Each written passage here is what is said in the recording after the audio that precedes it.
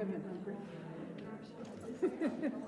I might have some trail mix in the office. We're in trouble. Should I just throw that out to the crowd?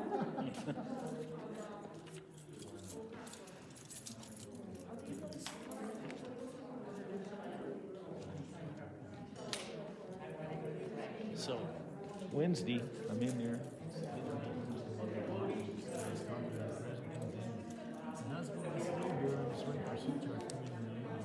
Susak's are coming in. Yeah, it's cold. I'm like, what? Anyway. So the resident knew more. Yeah. That's so funny. I know. I was laughing.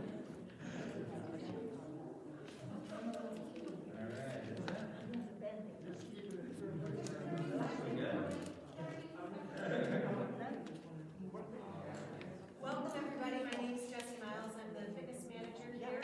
This is our first seminar of 2022, so happy New Year. I want to welcome our speaker, he's been here before, he's an excellent presenter. His name is Colby Phillips, and he is the owner of CrossFit Combine. We'll be talking to you today about shoulder and back health. Please welcome Colby. All right. Well, first of all, thank you so much for showing up and coming here to learn what I have to say. I do acknowledge that I'm in front of my elders, and I could learn a lot from you guys, and I do learn a lot from my older clients. So I'm hoping that I can share something with you today that you can take into your routine, if you do have an exercise routine, and start to improve what you want. And if you don't have an exercise routine, then you can start one and you know how to set yourself up for success. Something about me, or a little bit about me, I started my training career in the Navy. So I'm a Navy veteran. I did 5 years. I was athletic coordinator of 32nd Street Naval Base. After my career in the Navy is when I really took off and started my fitness career. I started my kinesiology degree at UNLV, and at the same time when I was getting my degree, opened my gym, which is the CrossFit Combine. Because that took so much time from me, I ended up not finishing my degree, but full-time now, owning a gym, and I'm still making a difference in helping people with their health and longevity, which is why I wanted my degree. All right? So, and after I got out of the Navy, after I opened my gym, I also evolved from there. I started off as a traditional CrossFit gym where I was very much about performance. That was unfulfilling for me about 5 years in, and I've transitioned to more health. So I'm part of an active life community is what it's called. It's a group of professionals, chiropractors and physical therapists that come together and help people like me and my coaches be able to program for people like you that need specific help.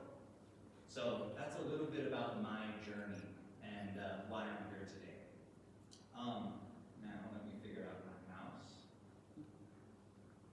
All right, so what we're going to go over today is shoulder and back health and best practices.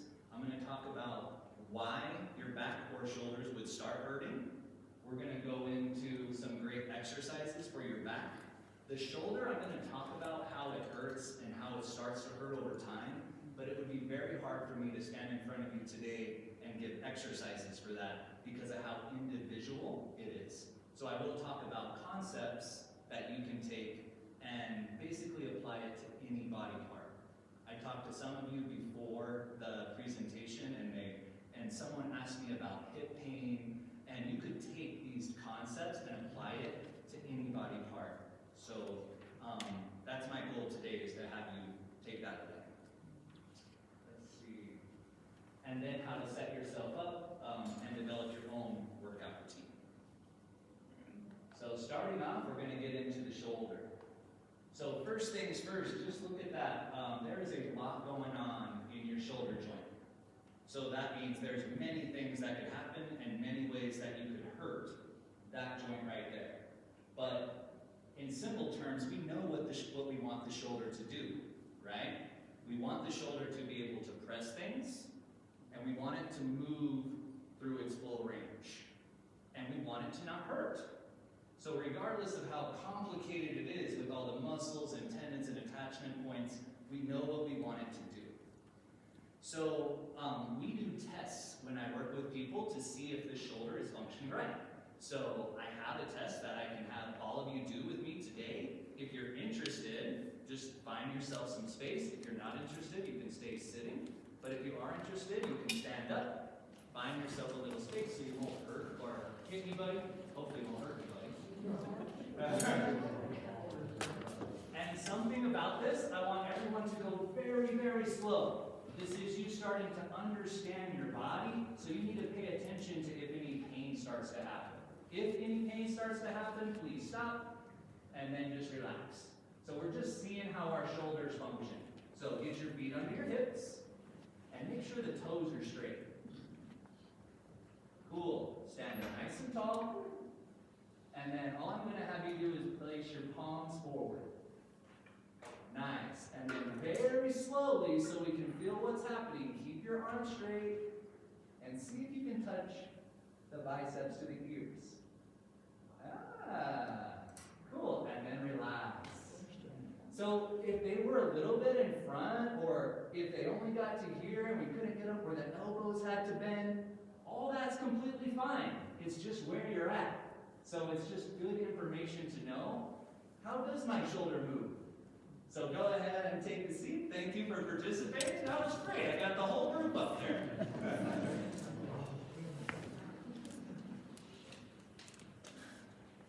All right, so the reason I wanted to do that for you guys to see where am I at with my shoulder health. If I know maximum health, and my shoulders need work as well. They're not completely there.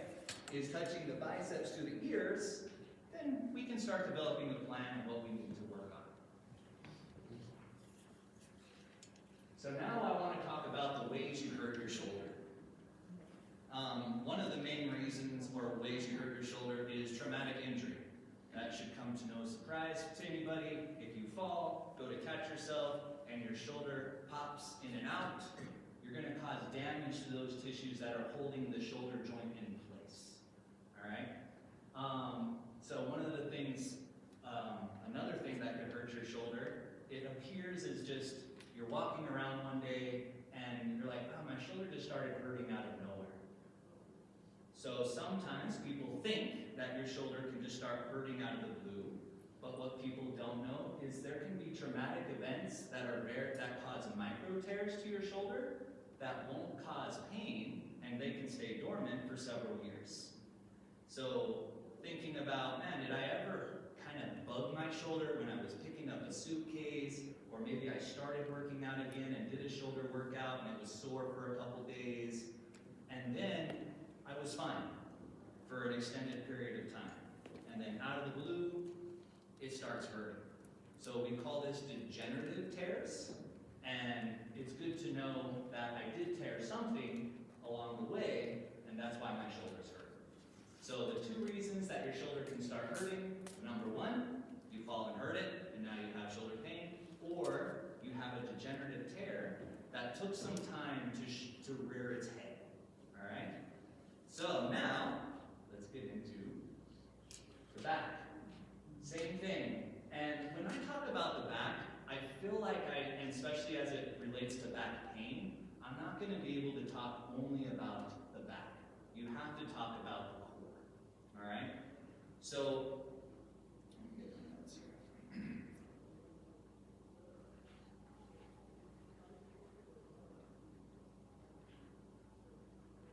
So what's the main function of the back and the core? Support the body. It's protecting the most important thing that we have, your spine and spinal cord. So it needs to be very strong. Your trunk right here, it's protecting that main thing that we are relying on, and it's sending information to the rest of our body and making it work. Back pain comes from two different types of people, and we're going to test to see which one you are today. So there's infinite number of reasons that you hurt your back. You can fall, you can have micro tears in your back, you can, a herniated disc can be poking one of the nerves and cause back pain. But for the most part, people are going to fall into two categories. You're going to be hypomobile, which basically means we're too stiff. And the spine doesn't move how it's supposed to move anymore. This is what we see the most, especially for people that are working with me. And I think it's because that we sit way more than we used to, even 20 years ago. Jobs have been gone completely virtual or completely online, so we spend a large majority of our day sitting, and what that does with your body is it's going to take that shape. So that's just going to stiffen everything up, and it's not going to move like it used to. So if you're hypomobile, you don't have the range of motion that will keep you out of back pain. If you're hypermobile, now this is for people that have excessive range of motion. So we need to find that sweet spot. We want to have some sort of stability that's protecting the spine. We want to have some sort of flexion so the spine can move, but we don't want to have too much in either direction. Hypermobility people, I see them mostly in certain communities. Yoga communities, dancing communities, people that require a lot of flexibility. And then there are just some outliers. Some people are born just very flexible muscles. All right? So those are the two different types of people out there, and each of them can result in back pain. So now, let's find out which one you are. So same thing, stand up on your feet, and if I'm going to demo this one, and if you guys look at me do this and you're like, I don't think I should do that, then don't do it, okay? Just go very, very slow. So same basic setup, you're going to get your feet under your hips, make sure the toes are straight, and what's most important about this one is you keep your knees completely locked. And all I'm going to have you do, remember, go very, very slow, is slowly start to round over and see how far you can get to the ground. If any pain happens while you do this, stop.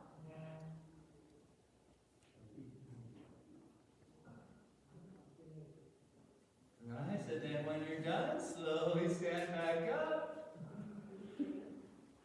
Very easily, and then go ahead and take a seat. Thank you for being Didn't such lose good anyone yet. participants. Any hypermobiles out there? Yeah. Hypermobile? Well, I've been having sciatica off and on for the last month or two, so one day I'm fine, the next day any little move is excruciating. So, and I've had back spasms for over 20 years. I was a very active downhill skier in my 20s and 30s. I'm being pro, so. Dang, you had a lot of fun, though. Yeah, well, hopefully something that I share today can help at least get you started on it. So if hypomobility was what we are, I'm going to talk about the exercises that we can do so you can start working on that so we can be active participants in feeling better and not just be taking a prescription to make us feel better, but we can actually start taking action to feel better. So these are some of my favorite exercises for people that are hypomobile. And there is a ton of them out there. There's a ton of exercises, but the concept's the same. Once you identify that you're hypomobile, we need to start to bring more movement to our spine. That's what we want. So the first one would be just knees to chest. You can lay on the ground, you'll bring the knees up, you'll hug your knees into your chest, and then slowly back down. You would pick sets and reps, whatever makes sense for you to start. And then you could progress that over time by doing more sets and reps. As you bring the knees up to the chest, your spine is going to get a good stretch as your hips tuck up. And then my last one, or the next one that I have here is the cat-cow.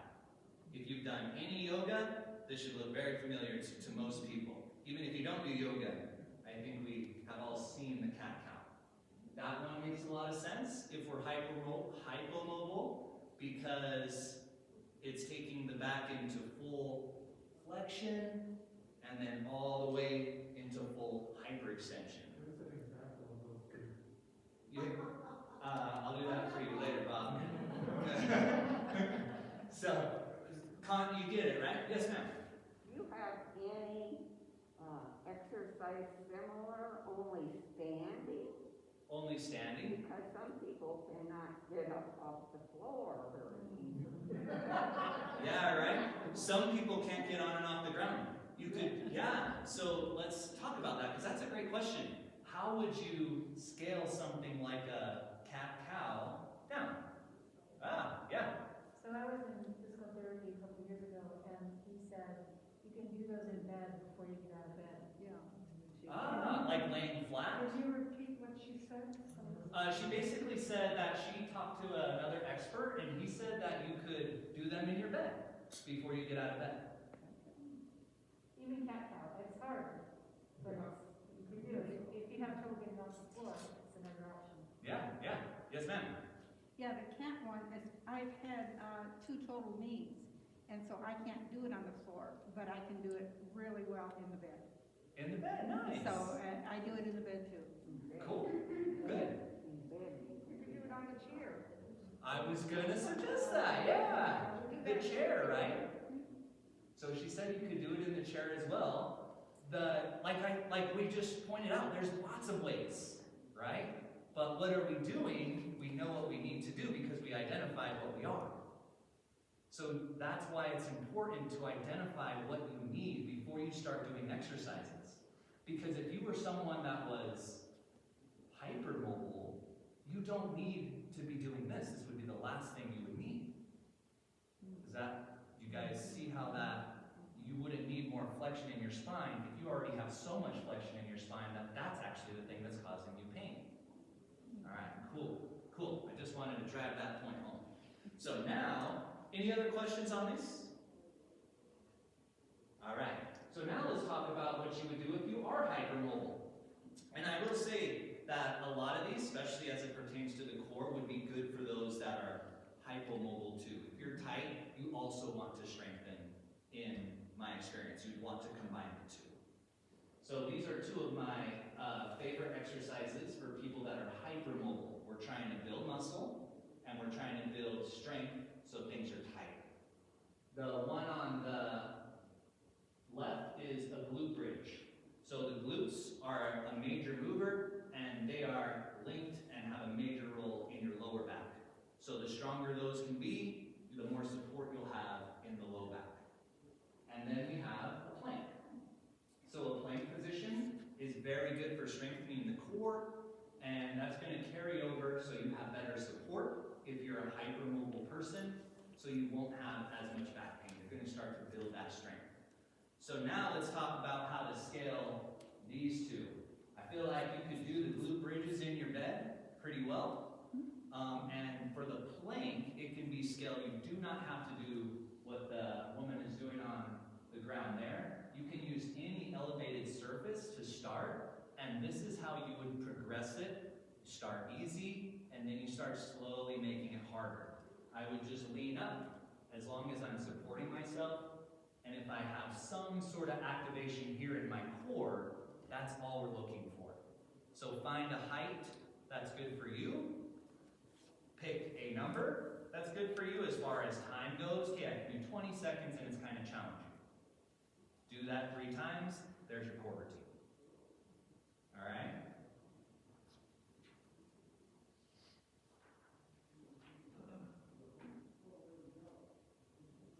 So now we're going to get into actually building your own workout routine and some things that you guys want to be doing to set yourself up for success.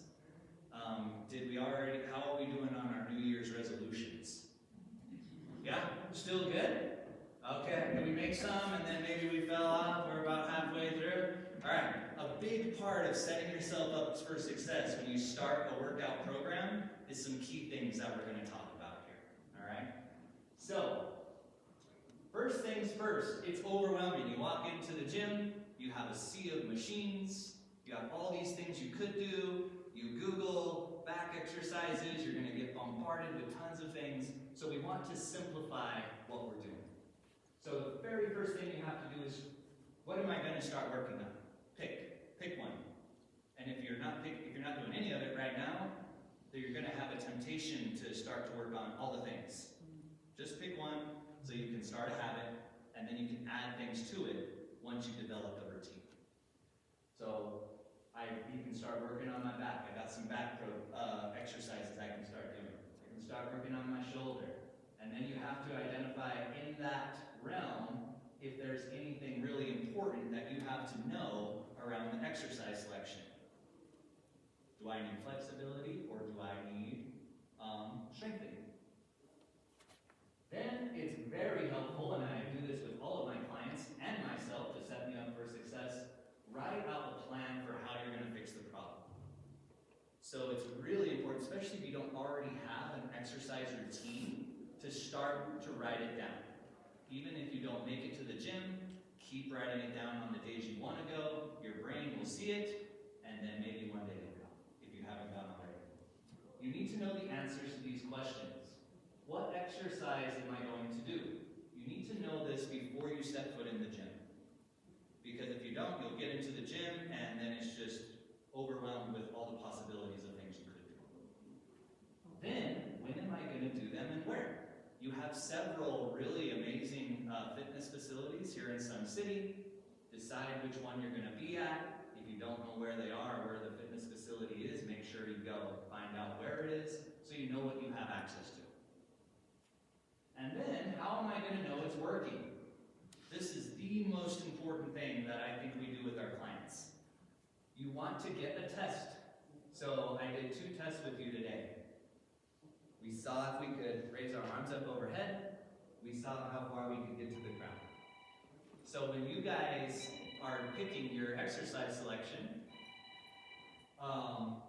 the very first workout that you do, you want to get what we call baselines. Where am I at when I started?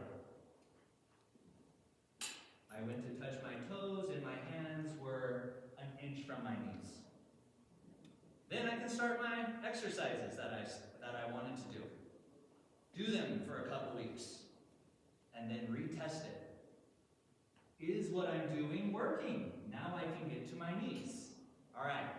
That does 2 things. It gives you motivation because you just saw that what you're doing is working. And then you're retesting to make sure that you don't need to switch up your exercises. I just said the same thing twice. But you guys get the point I'm trying to make, right? And my last thing, and this is super important I think as well, is get support. Starting with a friend. You guys have a lot of your peers around right now. You're all learning about the same things. If you're trying to get into something like this, get with one of these neighbors right by you and say, hey, would you like to start this with me? You're way more likely to succeed, or show up at least, when you have someone that you're showing up with, or you're showing up for. Get a coach that can support you. I'm sure they have great coaches here. I know they do classes, and I know they'd love to hear from you. I know I do as a coach.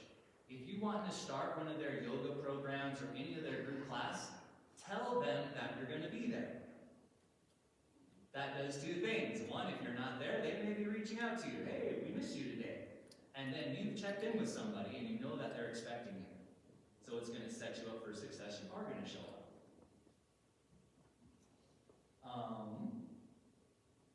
And then celebrate the day you start. I like to, so if I'm starting something new, I like to do it on Monday or some first of whatever. I think it just gives me motivation. And the night before, I'll think about what I'm going to do and I'll get a little bit excited about it. So that first day, if you can ramp up a little bit the night before, it's going to set you up for success.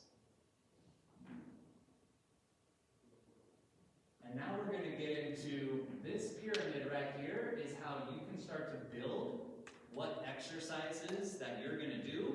And if you have a list of exercises that you want to do, this is going to allow you to see, are these exercises appropriate for me? Okay? So that very top square up there, if you can't read it, it's hard to read, that says skill. I want you also to think of that as movements. So what movements are you going to do? Any skill is a movement. So say I have all these skills that I could do for my shoulder. And I do some research and I'm like, okay, shoulder press is something that can help my shoulder get stronger. And you look at the movement, a shoulder press with a dumbbell looks like this. Up and down. So the very see, okay, I want to do shoulder presses. The bottom, flexibility and mobility, that is our pass-go. We have to make sure that our body has the flexibility to do the movement that we want before we can do the movement. So you would want to say, okay, so the dumbbell press, I take the dumbbell from here and I press it up overhead. That means my shoulder joint has to be able to do this, if that movement is good for me. Say I have up overhead and I don't do that. Is that movement something that I should be playing with right now? No, because we do not have the flexibility to do it. But I still want to work my shoulder. So what are some other things that could work your shoulder in a different range of motion? Push-up, right? So push-up, so I can test this. Okay, a push-up requires me to do this. Does my shoulder move through that range of motion? Absolutely. Push-ups are a green light. I can do them. And then, okay, I know I want to do presses eventually. Why can't I do them? My shoulder doesn't quite move there yet. What are some things I can do to start making it move there? Stretching, just static stretching. There's a lot of controversial in the health realm about stretching. I'm still a fan of it when it's done appropriately. You don't want to do too much too soon. But same thing, we have yoga classes here. I know my shoulder doesn't move all the way. I can test it. Start a yoga practice. They're going to do stretches on your shoulder for sure. Try it again in a couple weeks. And if it got a little further, we know we're on the right track to introducing a new movement to our exercise routine. Something that wasn't good for us then may be good for us later if we start moving towards it. Does that make sense to you guys? And you can do this with anything. You can start to see what does the exercise require of my body, and then test your body to see if it has the right range of motion for the exercise. And if it does, cool. If it doesn't, go for a different exercise. Does that make sense to everybody? Seems like it does. So, any major questions about how to use the pyramid? Is there any movements that you've thought about that you're like, I'm not sure, that one's a little tricky, that you would like to talk about?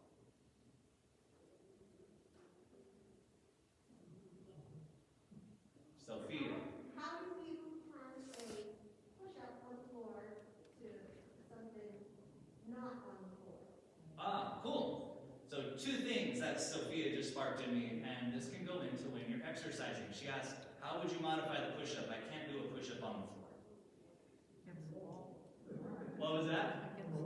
Use a wall, right? Use a wall. Yeah, so I can do one up here, and I can do my push-up. The other thing that's really important, especially with push-ups, and I see this all the time, is partial range of motion. So if we're talking joints and back health, when we do a push-up, this would be partial range of motion push-up. It's halfway. So maybe you can do that on the ground, but when we're exercising, we want to make sure we're moving the joint through the full range of motion. That would be for a push-up, chest touching whatever object it is, and then fully locking out. And that would be another thing that you'd want to make sure is included in your exercise routine. Full range of motion for joints, very healthy for the entire body. Partial range of motion, you'll start doing everything partial range of motion. The muscles will shorten up, and they will become partial ranges as well. Yes? Yes, ma'am. Sorry. Do you have any suggestions for people that are starting out on their own to not go too far? Like a suggestion for a beginning range of motion, a suggestion for a beginning number of reps, and that kind of thing? Yeah. Obviously, don't go crazy. Yeah, so the question was, if you're starting this program, or starting an exercise program, how do you know how many reps and sets to do? Like, what's the magical number? So I'll just briefly talk about what's happening when we exercise. When we do exercise, we're breaking down muscle tissue, right? So we don't want to break down too much, but we want to break down a little and then have it rest. During the rest phase, the body will lay down glue, and that's how muscles get bigger. And then you just keep repeating that cycle. So when you start, what's most important is that you don't overdo it. Because if you overdo it, that'll put you backwards in training. You can't really underdo it, because if you underdo it, you're still in the ball game. You're still able to train. So I teach my coaches graded exposure, and we think long game, long term with all of our clients. We want you to keep exercising, because if we hurt you, then you won't be able to exercise. So with that being said, start way less than you think you should, and over time, you'll start to find the sweet spot for you. You want to feel a little soreness the next day, but you don't want to be able so sore that you can't move. So to answer the question, start smaller than you think, establish a routine, and then start to add on that as you get more experience as to what your body can handle. It's being possible for a cookie cutter, because I've been blown away. Some people can handle a lot of stuff, and then some people get results on a little stuff. Everyone's unique in their own, how much they can take and their body can take as to where they're at in their journey. Cool. Yes, ma'am. How much rest should you give your body between exercises? How much rest in between exercises? Yeah, a Okay. day, if you're doing weights a couple of days a week, how much time in between the days that you do weights then? Yeah. So we get the most results with 3 days a week. 3 days a week with some weight training, and I like a day off in between. On my days off, it's not just sit around. It's still going on walks and things like that. But for muscle recovery, I like a full day. And then when you are working out, it just depends. So with that, timing is also important. I like to tax a muscle. So say you did your set of push-ups, and then rest a minute. And then what you can do with your exercise routine is you can start to stress your body based on how that works. So I do 10 push-ups and I rest a minute. I do that 3 times. I can do that for a week, and now I have some options. The next week I can go 12 push-ups, still rest a minute, and do that 3 times, or I can do 10 push-ups and then only rest 45 seconds. So you can progress either way as far as your rest goes, and then the next week I do 10 push-ups and rest 30 seconds. So you see what's happening. The work is staying the same, and the rest is getting shorter. Or increase the workload, increase to 12 reps or 14 reps, and keep the rest the same. It just depends on where you're at, and both of them will work very, very well. As long as there's some type of progression so we can keep moving forward. Does that answer the question, ma'am? Okay, cool. What else you got for me? My next slide here is just that. Yes, sir. Can you comment on posture and back soreness? Comment on that. What I would say is there's a direct correlation. And I do think that just from how we sit constantly is what's caused the bad posture. Everything we have as what we need for our life nowadays, this and this, we have to have it to function. What shape am I in here? It's just something that we have to be aware of. I mean, I go to a chiropractor and he's always on me. If he sees me like this on my phone, he has signs everywhere. Like this on your phone. Tell me to sit up straight. I don't know if did that answer the question, or? Well, yes, I mean, you can't be specific because everything's so different. Everybody's different. Yeah. One thing that does happen, I mean, if we start working on the back, posture improves. Because we start to strengthen the muscles, pull everything back, and then if you work with anyone that I train, we're going to always be telling you stand up straight. Get yourself organized. Yep. Yes, sir. What do you think about things like back braces? Back braces? What I was reading about, they have to train your posture and everything, but they claim that they'll also train the muscle. You don't wear it all the time, as if for maybe 20 minutes or something. Yeah. I don't know, does that make sense? Are you talking about the things you put on and it pulls your shoulders back? Yeah. So I've gotten mailed several of those and they've asked me to test them. I've tried them out just to see, hey, do I feel like this is helping? I do think they have some benefit from just giving you feedback You know, if I start rounding my shoulders and stuff, that gets tight, and it reminds me to stand up straighter. Right. So I definitely think something like that has its place. Back braces per se, where you have a belt that's protecting your spine, those I would exercise caution. Because when you put some, or at least not wear it all the time. Because when you put something like that on, it's now doing the work that your core and your back should be doing. So your back and core won't be working, which will make them weaker, and now you're just relying on the back brace. So some people need back braces, I'm saying, and it's very important. But you want to also be making sure you develop the strength in conjunction with the back brace. Does that answer that one? Yeah. Okay. Yes, sir. How about those inversion tables that people have, you know, hang upside down? Yeah. I know 2 people have one, says really holds his laundry really nice. And the other one says it's just the best thing they've ever had. Yeah. So, That's my experience with them too. Some people, it turns into a great clothes hanger, and some people, they use it and they get benefit out of it.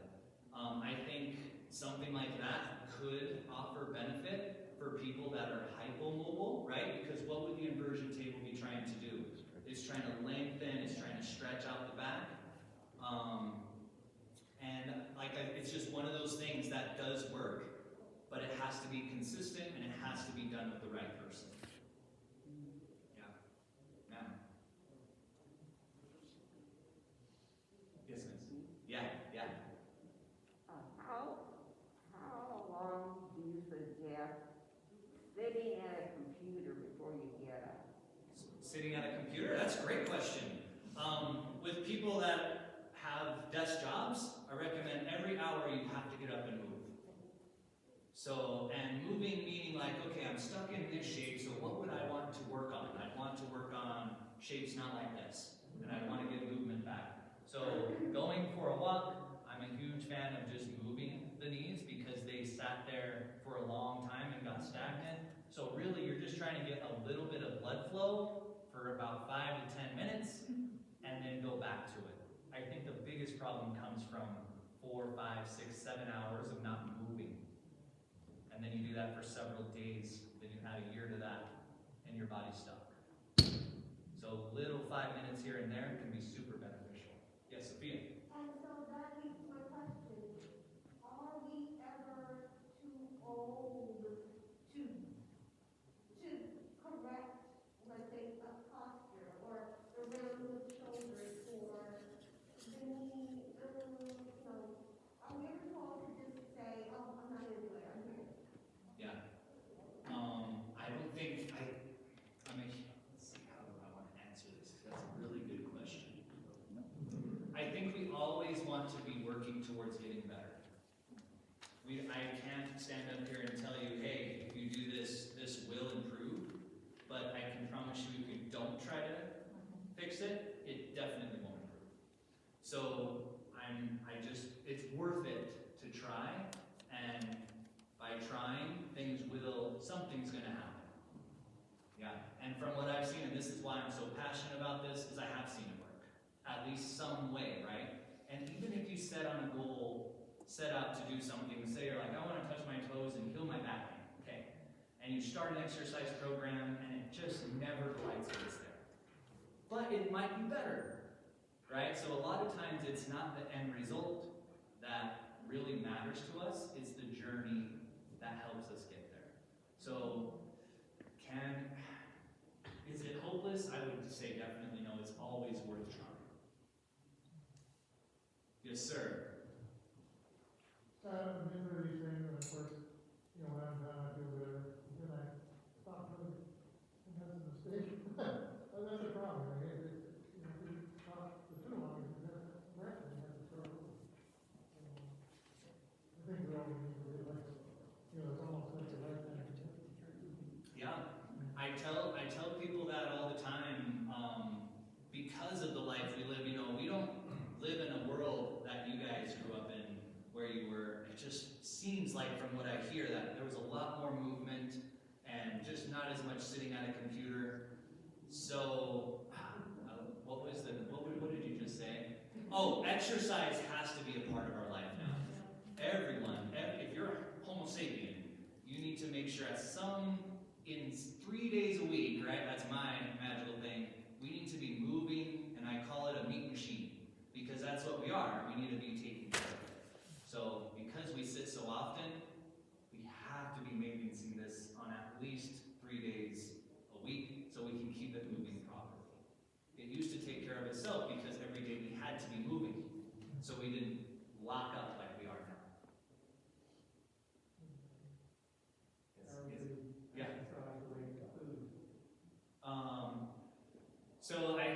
How does exercise relate to food was the question. I do think they go hand in hand, but that's a completely different realm and beyond complicated. If you want my simple explanation, it's eat very similar to how you guys did when you were younger. Meat, vegetables, and fruit, which very little processed stuff. And that's my the best thing I could recommend. So the alcohol is out, huh? Alcohol was around. Alcohol, hey, we're good. We're good to go. Right? Fermented,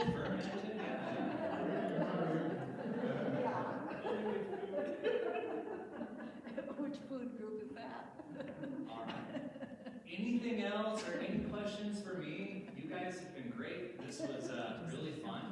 Thank you for participating. Yeah. I'll be around after if you want to talk to me and if you'd like more information. Oh, yes, ma'am. So I'm just gonna ask, obviously, you have your own name, where is that located, and what kind of programs do you offer? All right. Yeah. Thanks, you So guys the have a great question was, week. where am I located and what programs do I offer? Oh, no. I am located on Smoke Ranch in Smea, right by Cimarron High School. So 95 and Lake Mead are the main cross streets. And I'm a personal training business. So everything with me is custom. And then I also do CrossFit classes. So yeah, personal training is where I get results because I can customize to each individual. The 2 tests that you did today, we can put people through many tests, and then we develop your plan for your body. So everyone is their own exercise. Oh, okay. Yeah, yeah. If you are interested in learning more and would like to talk to me one-on-one, fill out the cards and leave them for me. I will then reach out to you and set up some time where me and you can talk about your specific situation.